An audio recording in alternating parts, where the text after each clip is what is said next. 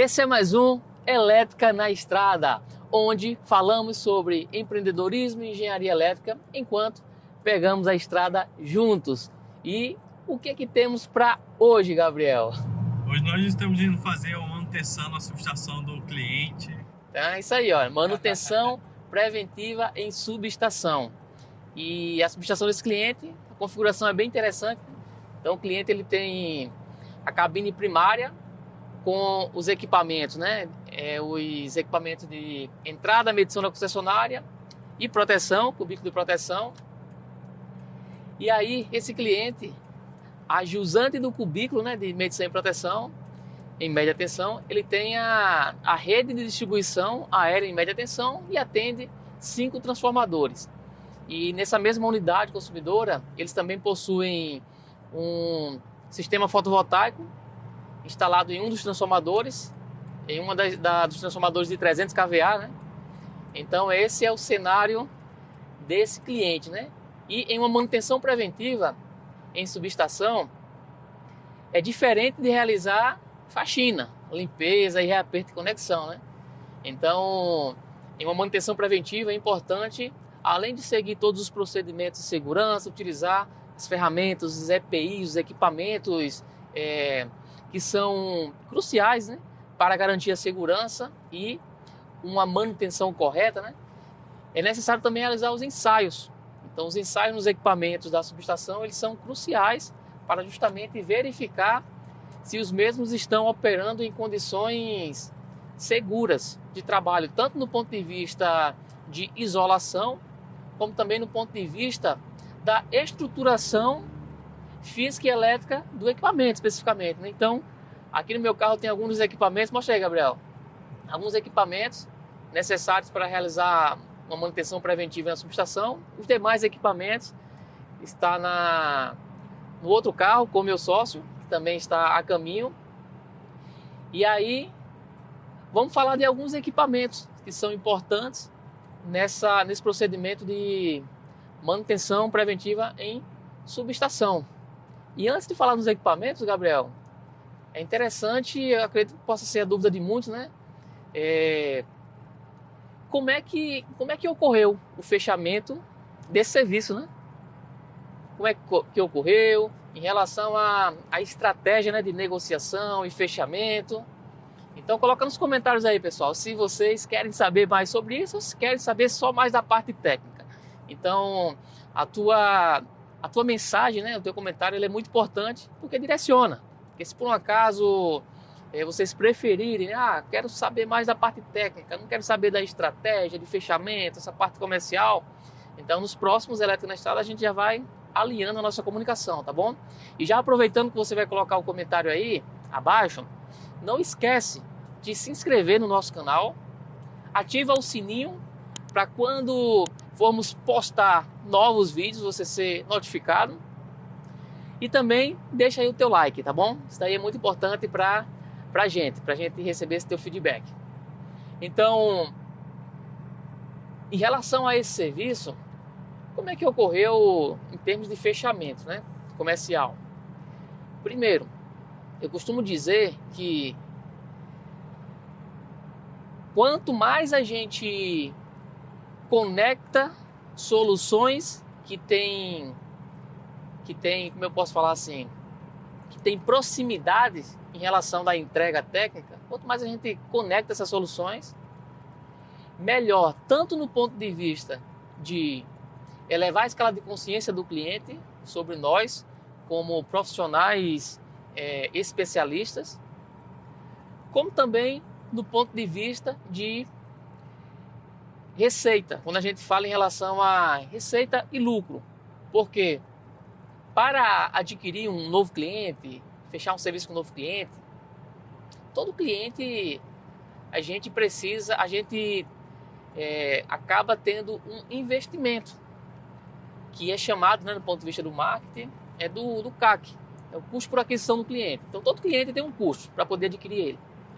E quando temos um portfólio de soluções diferentes que estão alinhadas e conectadas, ou seja, que tem sinergia com uma solução principal que a nossa empresa vende, quando a gente consegue isso, a gente muitas das vezes consegue fazer casamento de serviços e isso faz com que o custo de aquisição do cliente, o CAC, reduza significativamente. Então, nesse cliente especificamente, o primeiro serviço que a gente tinha fechado nele foi o meu sócio, uma parametrização no relé de proteção. Quando o cliente instalou o sistema fotovoltaico, então foi justamente necessário adequar a proteção da subestação e o meu sócio fez essa adequação. E mais à frente, esse serviço ele já conectou com o seguinte cenário: o cliente começou a pagar multa por energia reativa excedente depois que o sistema fotovoltaico entrou em operação. Isso é comum por quê? Porque o cliente ele possui cargas indutivas que, por sua essência de funcionamento, demanda da rede energia reativa excedente. E aí, quando está um sistema fotovoltaico, o que acontece? O sistema fotovoltaico, na sua grande maioria, e para atender a principal função dele, que é o quê? Que é gerar energia e injetar energia ativa no sistema. Então, se os equipamentos do cliente precisam de energia ativa e reativa para funcionar, o que vai acontecer? Se o sistema fotovoltaico entrega apenas o fornecimento de energia ativa, alguém vai ter que entregar a reativa, e nesse caso vai ser a concessionária. E como a energia ativa vai reduzir, do ponto de vista do medidor da concessionária, por que vai reduzir? Porque vai ser subtraída com a energia ativa que o sistema fotovoltaico já está gerando para atender a carga. Só que se no medidor da concessionária, se a concessionária ela fornece pouca energia ativa e muita energia reativa, isso faz com que o fator de potência caia drasticamente. E quanto menor o fator de potência, pior. O fator de potência de referência é 0,92. Então, abaixo disso, a concessionária ela cobra multa por energia reativa excedente de todos os consumidores do grupo A. Então, nesse cliente começou a acontecer isso. Inclusive, ele está pagando mais de R$6.000 de multa por energia reativa excedente. E esse cliente, o primeiro fechamento, a primeira conexão que a gente fez com ele após essa atividade de intervenção do meu sócio no relé de proteção, foi justamente a realização de uma consultoria de gestão e qualidade de energia com foco em correção do fator de potência, para reduzir esse custo que o cliente tem. Então, primeira etapa, a gente fez o fechamento dessa consultoria. O valor dessa consultoria a gente conseguiu fechar por R$24.000, só o dimensionamento e o relatório, né, o projeto do banco de capacitor. E após ter fechado essa consultoria, a gente já fez a conexão, olha só, que aí é que vai entrar a manutenção preventiva de hoje, né? A gente já fez a conexão nesse mesmo dia, já fechou a execução e fornecimento dos materiais não, fornecimento material não, minto eu. O material foi por conta do cliente. A gente fechou 100% da mão de obra da execução do banco de capacitor. E na mesma reunião a gente já fez o fechamento também da manutenção preventiva da subestação. Então olha só, a consultoria ela foi crucial para elevar a escala de consciência do cliente para que ele pudesse aumentar ainda mais o nível de segurança e de confiança na nossa empresa como empresa de soluções de engenharia elétrica, e que já fez a conexão e acelerou o processo de uma manutenção preventiva na subestação do cliente. Então olha só, a conexão das soluções. Então, solução de quê? Primeiro, parametrização de relé de proteção de média tensão. Segundo, consultoria de gestão e qualidade de energia. E o interessante das consultorias é porque, diferente de outras atividades, seja de execução, seja de projetos, seja de outras atividades, a consultoria é uma oportunidade que o profissional, o engenheiro eletricista, o eletrotécnico, ele tem de elevar o seu posicionamento como especialista a níveis estratosféricos. E por que isso? Porque um relatório de gestão e qualidade de energia muito bem elaborado, quando você entrega aquele nível sofisticado de relatórios, gráficos, ou seja, o relatório de gestão e qualidade de energia, você consegue, de forma visual, tangibilizar para o cliente o que você é um profissional totalmente diferenciado. Porque projeto, linhas por linhas, desenhos e cálculo o cliente não entende muito em relação àquele que existe, né? O cliente leigo. O cliente, muitas das vezes, em um projeto, o que é que ele vai visualizar? Questão de desenhos, está bem organizado.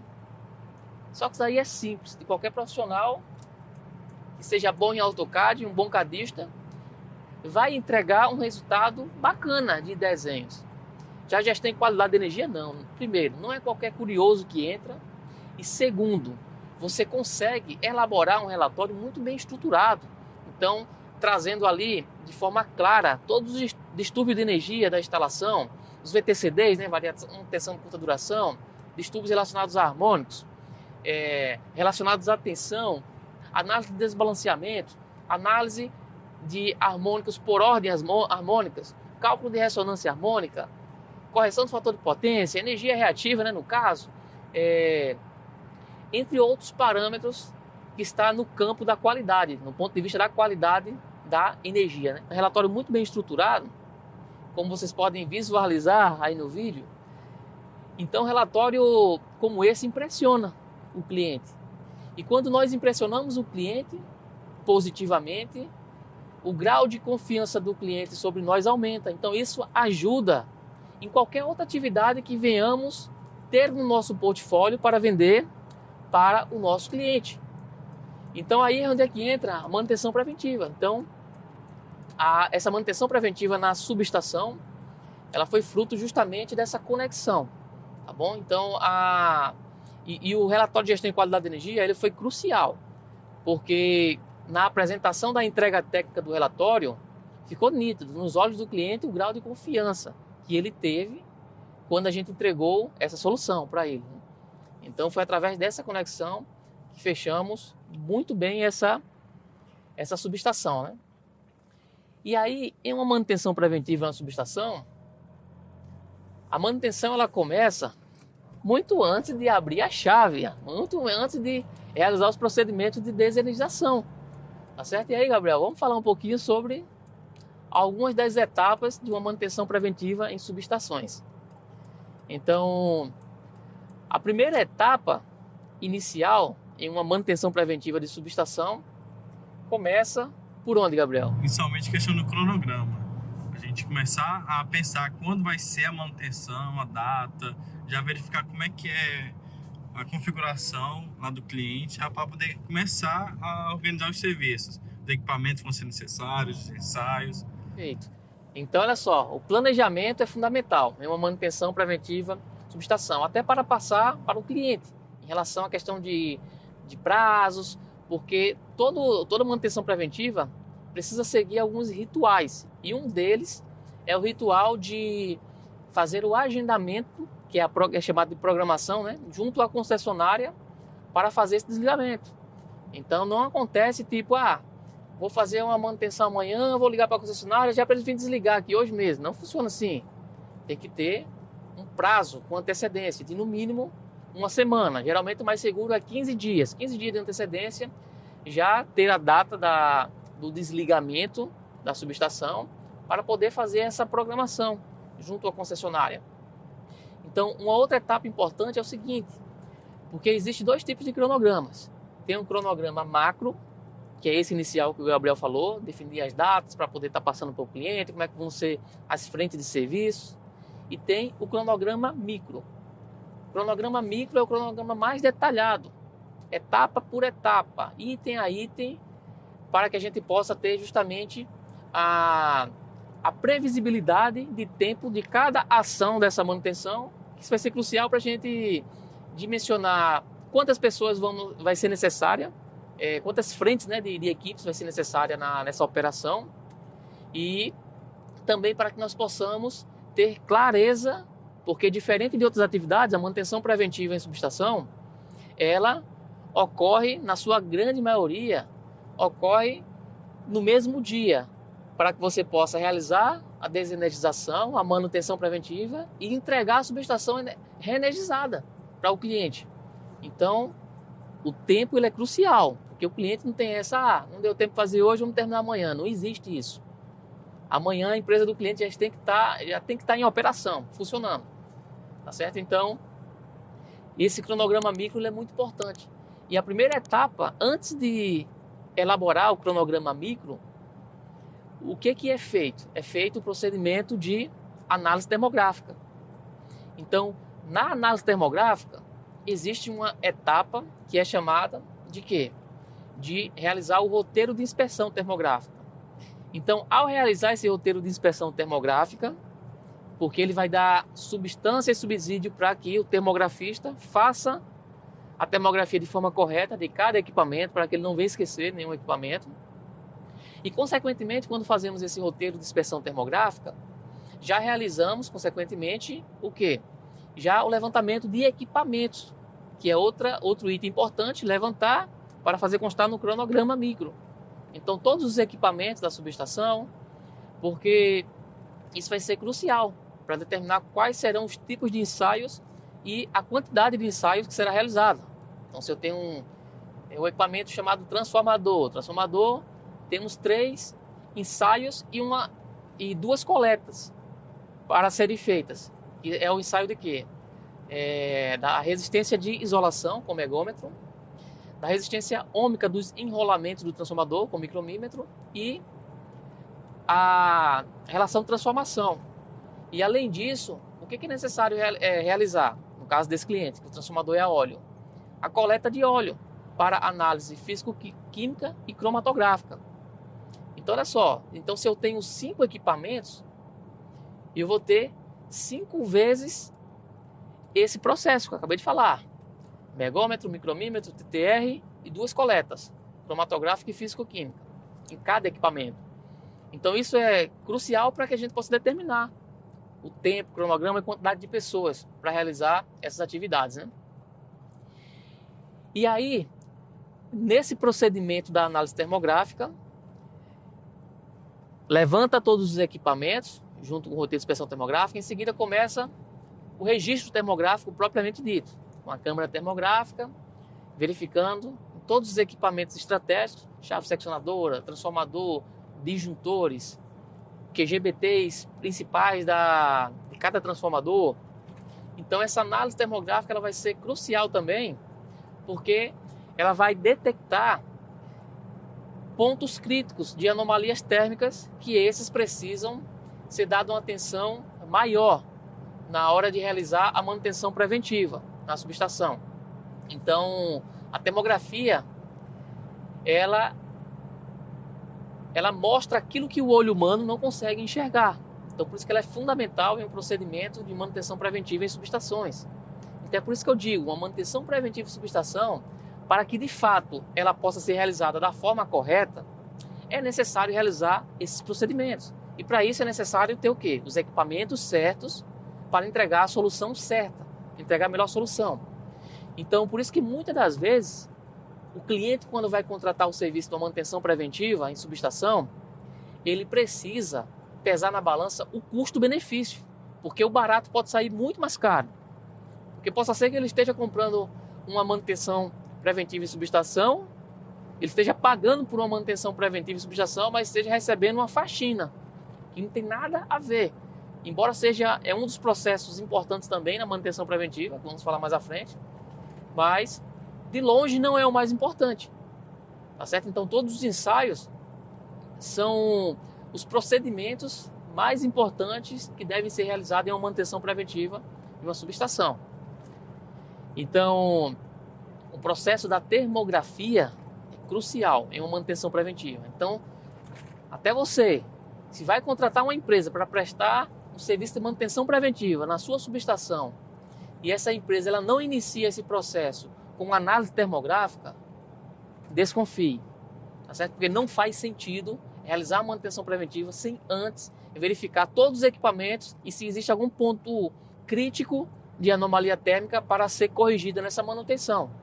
Tá bom? Então fica atento em relação a isso. E até a questão da análise termográfica, ela tem que ser feita bem antes, porque tem que ser no período que está tendo funcionamento de carga. E durante a manutenção a gente já faz até o alívio de carga, para prever toda a operação. Se como vai estar durante a manutenção desenergizada, não faz nem sentido fazer termografia sem carga ou desenergizado, né? Então, após realizar esse procedimento, da termografia, o nosso termografista retorna para o escritório para fazer o relatório termográfico pré-manutenção. Tá certo? Essa é a primeira etapa da termografia, relatório pré-manutenção. E nesse relatório termográfico pré-manutenção, com ele e com todos os equipamentos levantados, aí é criado o cronograma micro da manutenção preventiva na subestação. E aí o cronograma micro, ele contém tudo, tá certo? Então, desde a parte de a chegada da equipe no local, organização das ferramentas, o DDS, que é o Diálogo Diário de Segurança, juntamente com a PR, Análise Preliminar de Risco. Então é um momento que a gente verifica se todo o time está bem, se dormiu bem, se tem alguém, enfim, se não está se sentindo muito bem, é a hora de falar, é ali para que, enfim, tudo ocorra com a máxima performance e máxima segurança. Então, nesse diálogo, geralmente a gente deixa muito bem claro qual é a meta número 1 da atividade. E a gente sempre reforça isso. A meta número 1 é finalizar as atividades e todo mundo retornar em segurança para suas casas, para abraçar as pessoas que amam. Família, mãe, pai, filhos. Essa é a meta número 1 do nosso time. E a meta número 2 é entregar a subestação melhor do que recebemos. Então, segurança nesse tipo de atividade acima de tudo, certo? E, em seguida, a segurança das instalações elétricas também do cliente, né? Para que nós possamos garantir a máxima performance na operação do sistema elétrico dessa unidade consumidora, né? Então, todo esse procedimento, né? DDS, PR, e aí vem procedimento de desenergização. Então, desde a parte de abertura, tá certo? Teste da ausência de tensão, impedimento de reenergização, e aí vem a instalação do aterramento temporário, sinalização. Então, todos os procedimentos de segurança em conformidade com a NR10 para garantir segurança na realização da manutenção preventiva, né? Então, o cronograma micro, de forma bem detalhada, cada uma dessas etapas, cada compartimento, cada cubículo, cada equipamento e o que vai ser realizado em cada um deles, tá certo? E alguns ensaios que são realizados nessa manutenção preventiva, quando se trata em relação à parte da entrada, onde ficam os equipamentos de medição da concessionária, os TPs e T6. O que é importante entender? Que nesses equipamentos a gente dá uma verificada em conexões, mas não realiza nenhum ensaio, porque esse equipamento ele é de 100% responsabilidade da concessionária. Então, terceiros não podem intervir nesses equipamentos para realizar testes, algum ensaio, porque isso vai caracterizar um procedimento incorreto. E após realizar esse procedimento de verificação, limpeza, reaperto em conexões no cubículo de medição, nós temos o próximo cubículo, que é o de proteção, onde fica o disjuntor de média tensão, juntamente com o relé de proteção secundária, né, microprocessado, para fazer a proteção da média tensão. E aí, nesse cubículo de proteção, quais são os ensaios realizados? Então, além da parte todo o procedimento de limpeza, reaperto e conexões e limpeza do cubículo em si, são realizados os seguintes ensaios. Então, medição da resistência de isolação com megômetro, medição da resistência dos contatos com micromímetro, medição do sincronismo de contatos do disjuntor com o equipamento de medição de sincronismo, né, de contatos.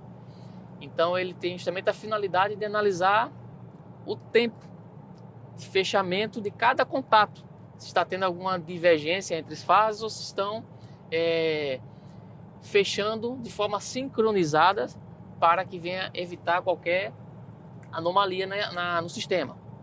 Então, além disso, um outro ensaio importante também é o de quê? É o ensaio da calibração do relé de proteção. Então, utilizando uma maleta de calibração para realizar justamente esses procedimentos, onde, de acordo com a corrente que é parametrizada e injetada, o relé ele precisa atuar de acordo com as correntes parametrizadas que foram calculadas desde a fase de projeto, do projeto de proteção, tá certo? Então, tem que bater em relação ao tempo de abertura de acordo com o tempo da curva, tanto da temporizada como também em relação à instantânea. Ele precisa atuar ali, daquele tempo ali, entre aspas, né, de forma instantânea, com um intervalo mínimo garantido pelo próprio datasheet do relé de proteção, né? Então, todos esses procedimentos realizados no cubículo de proteção, tá certo?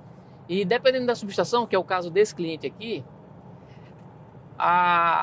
saindo do cubículo de medição para o cubículo de proteção, existe uma bucha de passagem. Fica em compartimentos separados que tem uma bucha de passagem interna e interna. Então, nessa bucha de passagem, é necessário realizar também o procedimento de quê? Do ensaio da medição da resistência de isolação, para saber se esses isoladores estão isolando corretamente, ou se estão com algum nível de isolação precário, alguma rachadura. Então, todos esses procedimentos, em cada um dos procedimentos dos ensaios, é verificado também as condições físicas do equipamento. Então, através da própria inspeção visual, na hora de realizar a manutenção preventiva, naquele equipamento especificamente, é observado todas essas particularidades. Porque existem algumas falhas que na inspeção visual, antes de desligar a subestação, não é possível detectar. Tem certas anomalias que é possível detectar só no momento que está ali em contato com aquele equipamento, aquele componente, especificamente. Temos também o quê? Os dispositivos de seccionamento, as chaves seccionadoras, tipo faca. Então, nesse equipamento, quais são os ensaios realizados? Medição da resistência de isolação, com o megômetro, e a medição da resistência dos contatos da chave, para verificar se existe uma alta resistência que possa vir a prejudicar, tá certo? Porque, enfim, alta resistência em contatos de dispositivos de seccionamento e proteção, isso vai ocasionar o quê? Vai ocasionar perdas por efeito Joule, tá certo? E outras anomalias que pode vir a ocorrer, inclusive, enfim, vir a ocasionar problemas maiores em relação à questão, tanto no ponto de vista de desperdício, como também no ponto de vista de segurança, né? Então, saindo das chaves seccionadoras do cubículo de proteção, o que nós vamos ter também? Nós vamos ter o cubículo de transformação, que no caso desse cliente, o cubículo de transformação, são aéreos, são postos de transformações simplificados, ou seja, subestações instaladas em postes. E nesse equipamento, quais são os ensaios que são necessários realizar?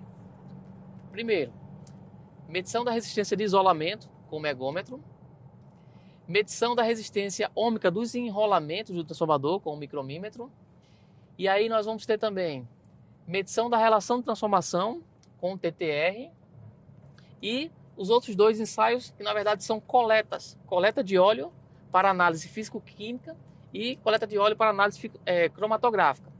Então esses 5 procedimentos são realizados em cada um dos transformadores, tá certo? E além de analisar esse quesito, como o cliente ele possui a rede de distribuição interna, parte dessa rede ela é protegida, ela não é isolada, né?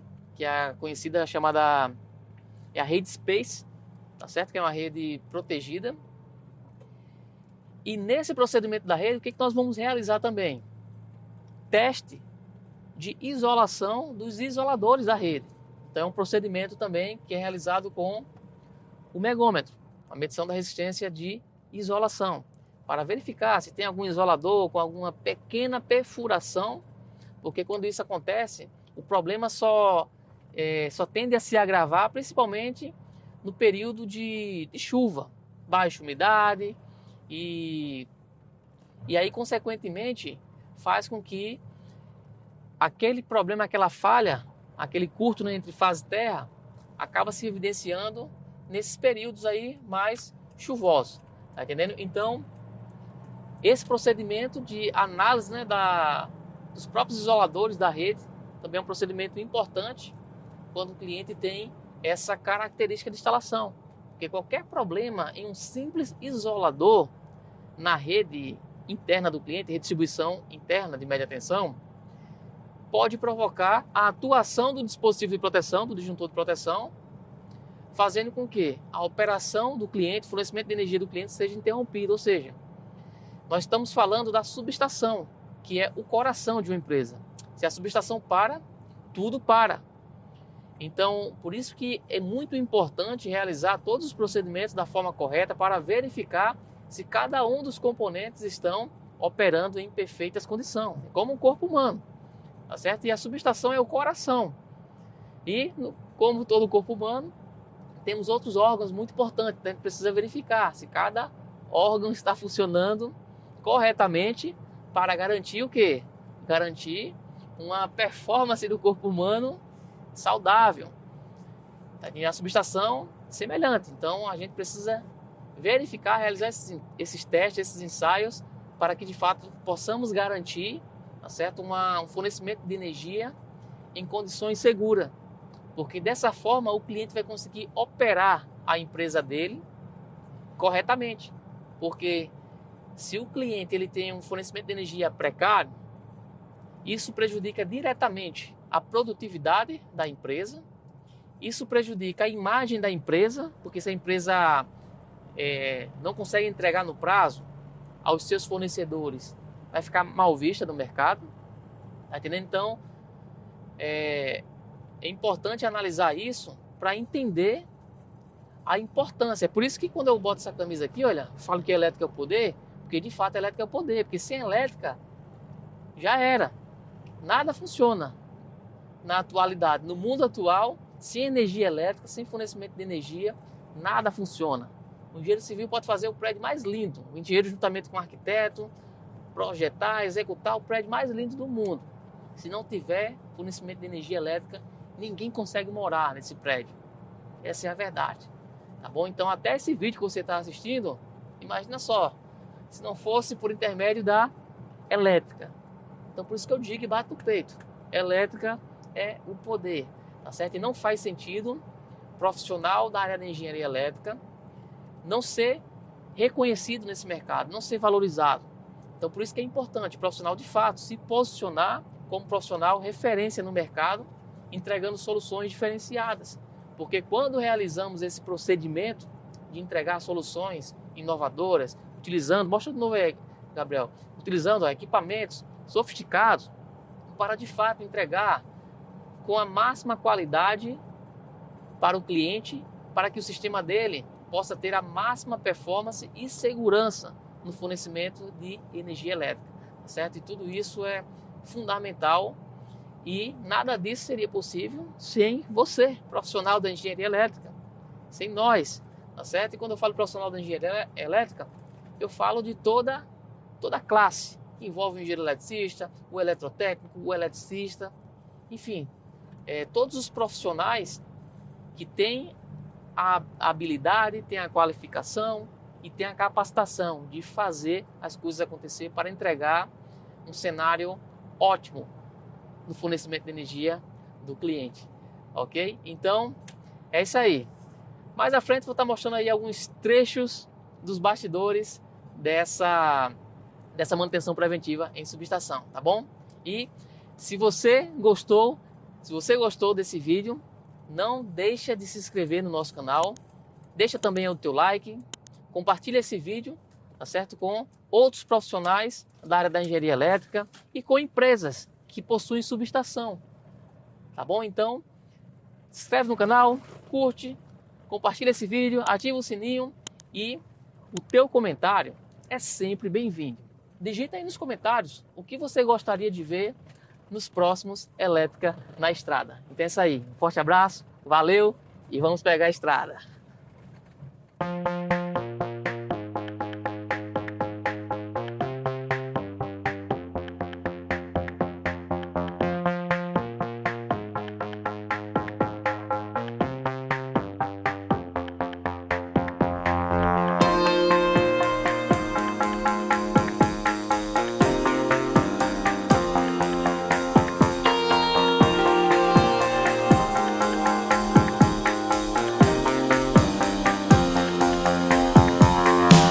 Estamos finalizando agora as atividades, saindo do cliente da manutenção preventiva, e nós finalizamos esse elétrica na estrada dessa forma aí, quase 10 horas da noite, cansado, mas satisfeito aí com a realização, 100% de êxito, muito top. Vamos pra cima, Gabriel? Pra cima, elétrica é o poder. Até a próxima, valeu!